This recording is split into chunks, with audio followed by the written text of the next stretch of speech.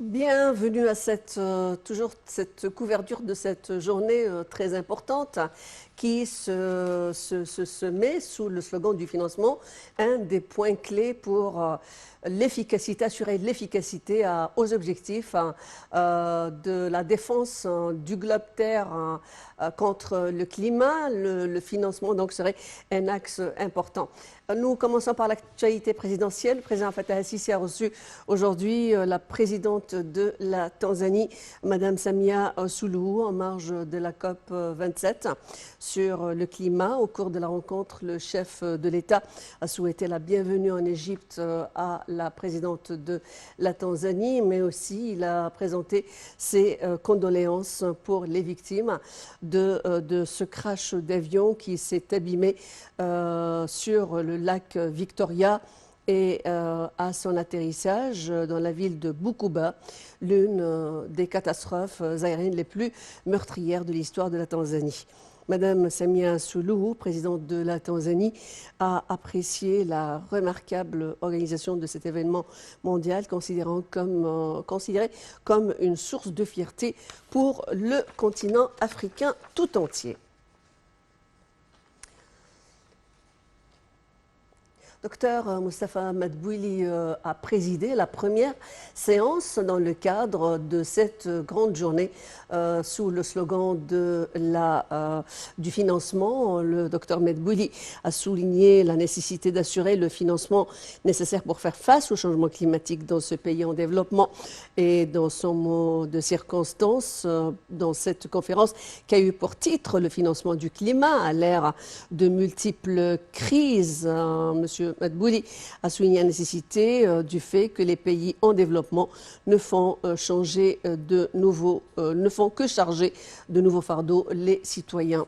Dr Madbouli a d'autre part exigé de voir les recommandations de la conférence du climat transformées en de sérieux engagements. Nous avons le plaisir d'avoir au bout du fil notre très cher collègue Noha Aleh. Tout d'abord, bonjour Noha, tu es notre correspondante à Sharm el-Sheikh, un travail remarquable.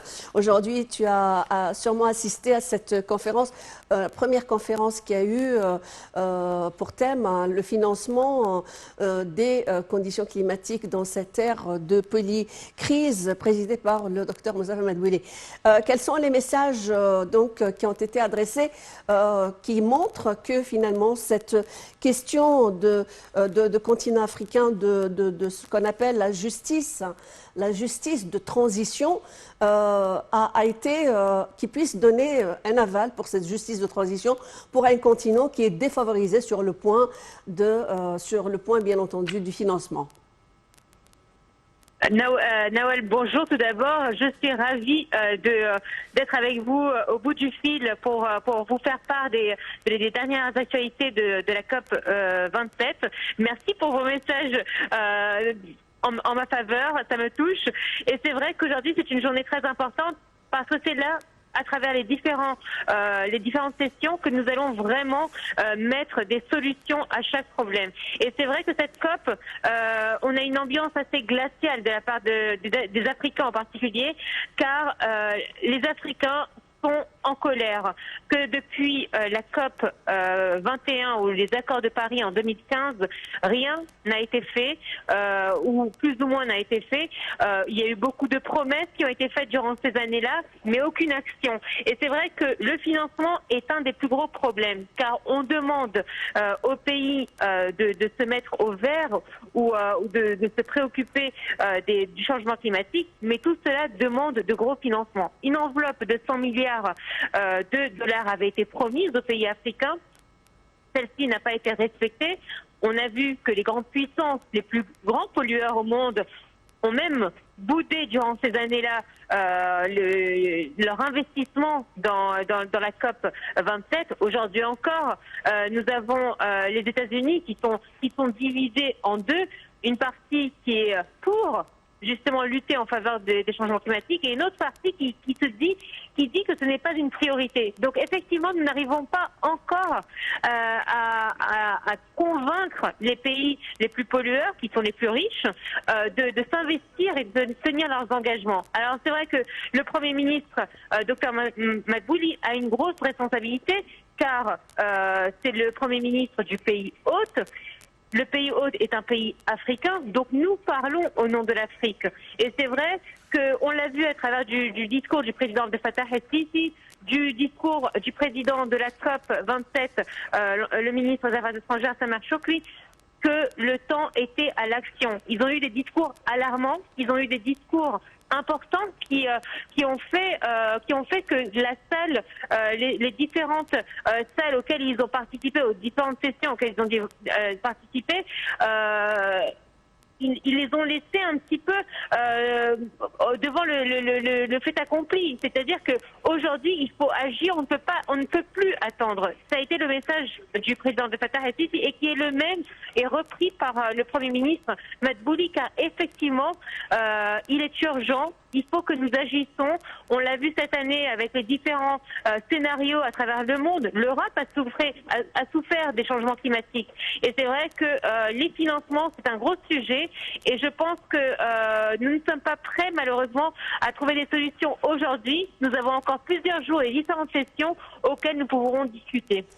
Alors, on a aujourd'hui au moins 13 tables rondes, mis à part bien sûr tout le travail qui se situe autour de cette question de financement.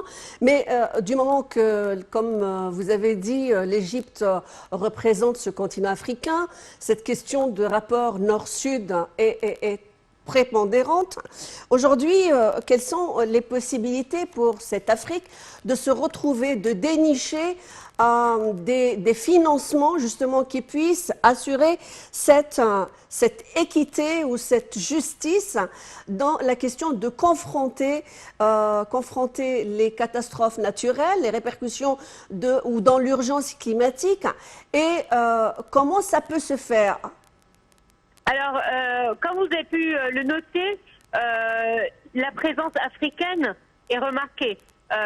Plusieurs chefs d'État africains sont présents, plusieurs hauts responsables africains sont présents. Il y a également une jeunesse, la présence d'une jeunesse africaine qu'on n'avait pas notée auparavant, qui est très présente.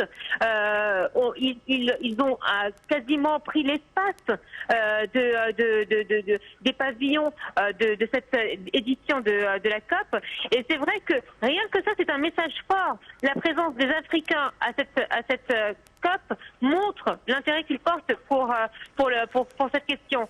Et effectivement, le président français Emmanuel Macron, lors de son point de presse, il avait discuté justement des manières de pouvoir aider les pays africains, avec une demande de la banque, à